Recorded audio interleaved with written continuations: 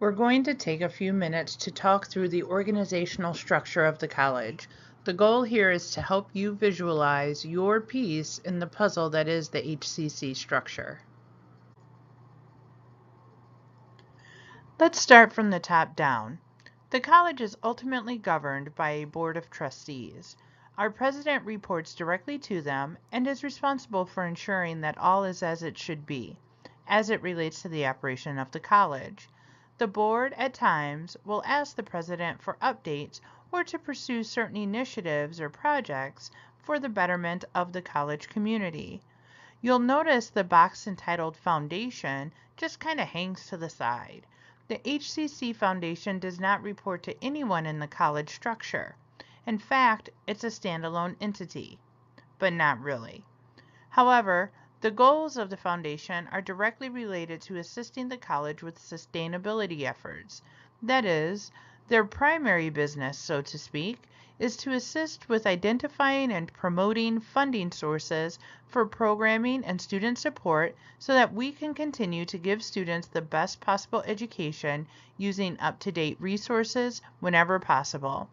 Because this is their mission, they work very closely with our president to make sure there is a strong partnership to make things happen.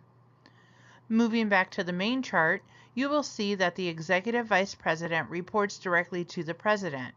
The executive VP is responsible for overseeing and supporting the operational, student support, and academic areas of the college. However, no one could possibly do that, right? So that's where our vice presidents come in.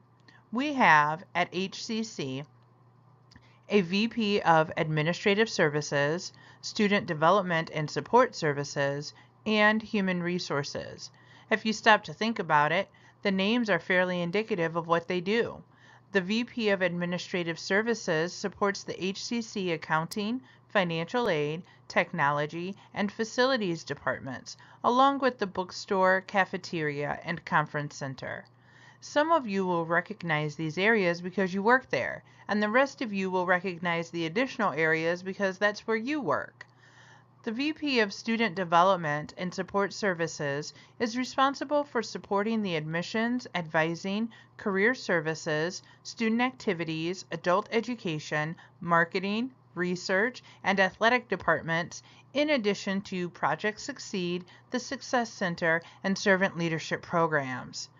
Good grief! Are you tired yet? I know I would be. Our VP of Human Resources doesn't have a slew of departments that report to that position. But how could that happen when this person is literally responsible for making sure that every single position on the HCC campus is either filled, posted to be filled, or being recruited for? That's over 150 full-time positions and just as many part-time positions.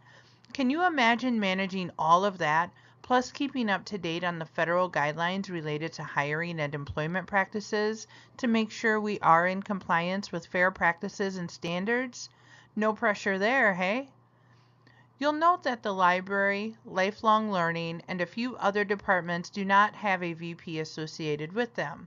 That means the directors and coordinators of these areas report directly to the executive vice president. Now remember earlier that I said the executive vice president was responsible for the 3 areas that make a college run. You may have noticed that we haven't covered academics yet. That's where our deans come into play. We have 4 deans here at Highland: the Dean of Nursing and Allied Health, the Dean of Business and Technology, the Dean of Humanities, Social Sciences, and Fine Arts, and finally, the Dean of Natural Science and Math. These are pretty self-explanatory, so I won't kill you with detail here. For those of you working, for instance, in labs or academic offices, it's a good bet that your boss's boss is one of these 4 people.